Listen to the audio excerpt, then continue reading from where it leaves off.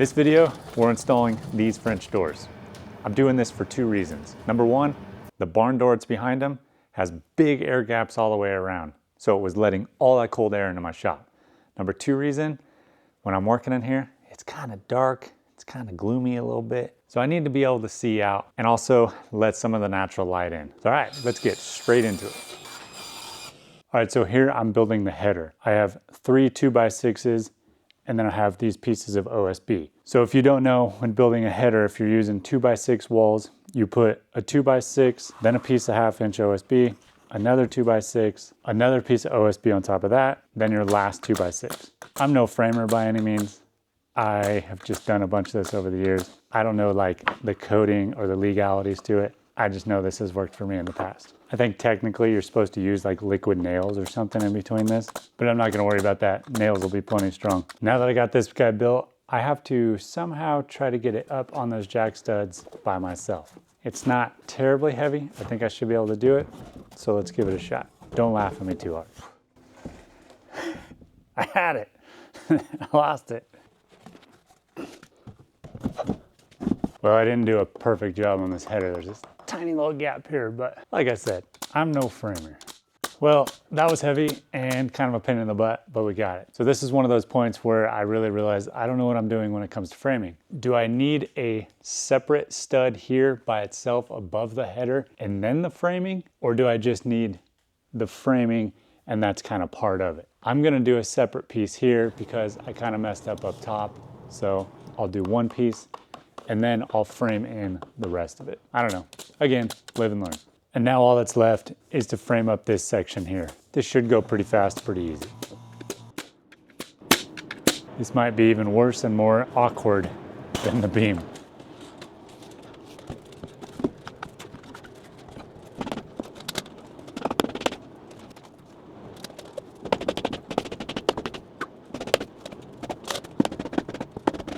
All right, finally, all the framing is finished. So I think the next step normally would be to move on to insulation and siding, then door. I'm gonna do a little backwards here. I'm gonna do the door next. Simply really just because where it's at, it's kind of in the way. There's also kind of another reason. When I install it and I put the siding up, I'm gonna overlap the siding to cover the gaps and kind of act as the trim. I do have one small problem with the door. The bottom opening is the exact width of the door. Now, I measured a bunch of times and the whole top half of the door opening, there's a bunch of wiggle room for it to slide in. The bottom, however, it's like perfect. Wish us luck, because I'm a little worried about the bottom. I think it's gonna be very tight.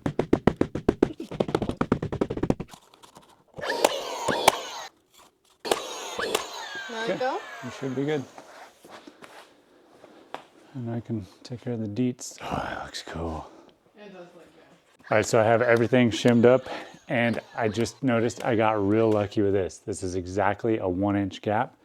So I got 2 sheets of these 1/2 inch OSB and they slide in just about perfect. And once I put a screw in there, it'll suck it up and make it nice and straight. So far, I'm absolutely loving these. They are turning out really, really good. I think they're really gonna be a great addition to the shop. I can't wait to be working at the table saw or something and just be able to get that natural light and be able to see out. All right, well, I just got all the exterior screws installed. Now this door is nice and secure. Next, I'm gonna throw up some foam insulation in here. And then luckily, I have a bunch of leftover insulation from the shop project. I'm gonna go grab those and I'll start insulating this guy. I love when projects work out like this one. Super fast, super easy, and it's turning out to be a really awesome project.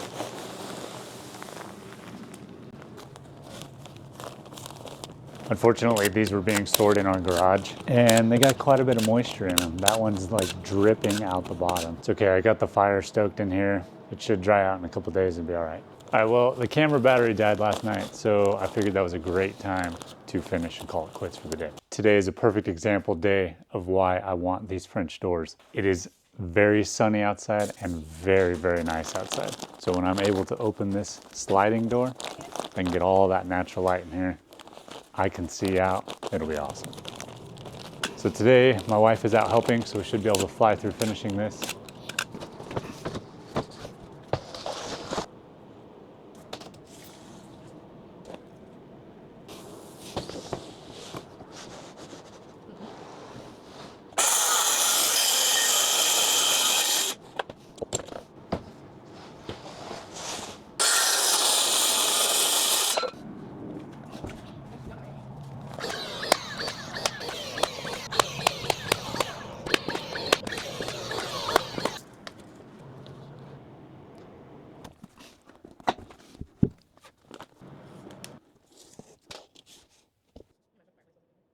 All right, now that we got all the paneling put up, it's looking really, really good. I'm really liking the way this is turning out now. Now, the only thing that's left to do, on the inside at least, is throw up some paint.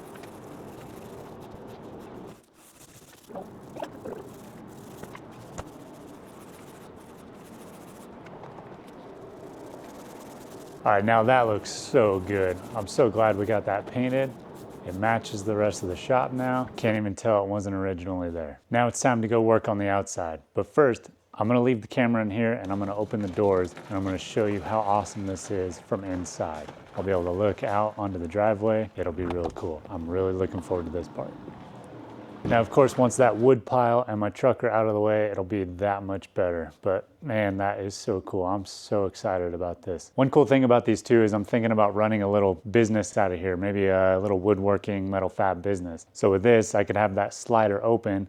I could have my logo up top, maybe a little open sign in the door, and it'll look cool from the outside and all the neighbors and everybody can see it and know that I'm open for business. So all right, let's head outside and get to work on the trim and then installing the siding. I gotta say real quick though, it is cold outside, so I'm gonna get a little bundled up.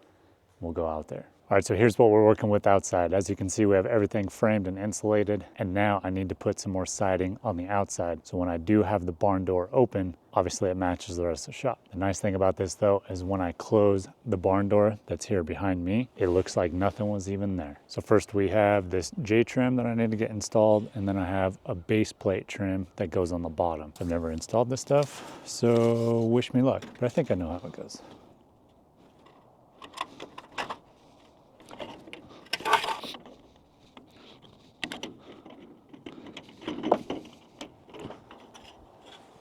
Not entirely sure this is how this is supposed to work, but I think I put this one over and then the other one under this with the flashing going up on both sides. That way it's fully overlapped so the water can just continue to drain down. All right, so I think I was able to figure out these joints on the corners here. It took a few cuts and a few trials, but I think I got it. I will explain on the next one, sort of, how I did it, because I don't want to give anybody the wrong impression. But first, I need to put a base plate down so that I can do the other side.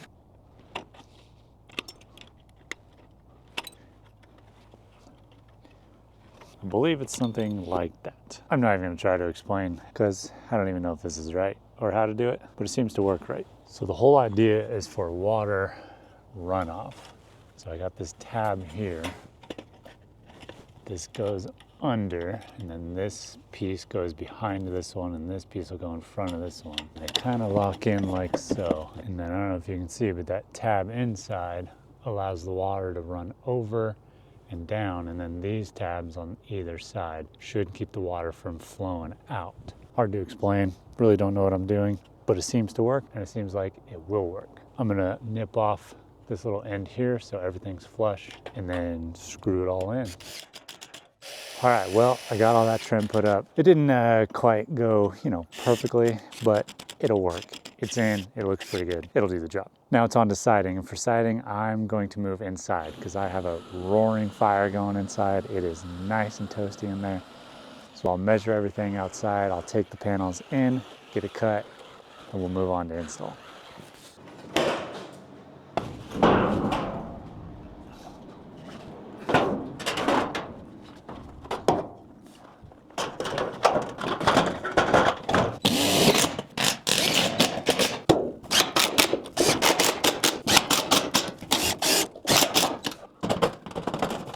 Well, I got that all finished up late last night. It got kind of dark on me, so I didn't film that last panel, but it turned out really good.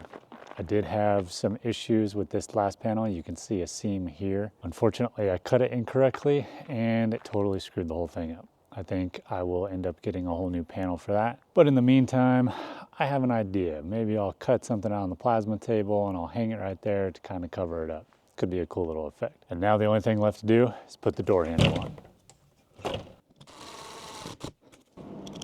All right, well, getting that installed was kind of a pain in the butt, but we got it, and I mean,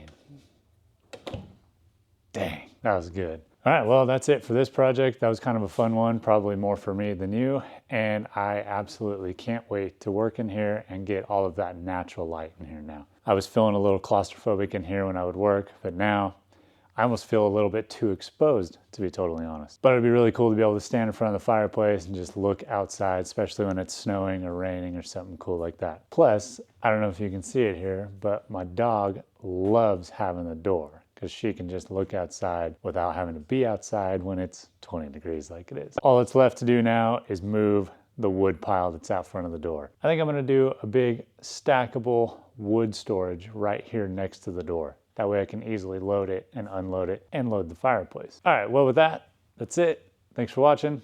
We'll see you on the next one.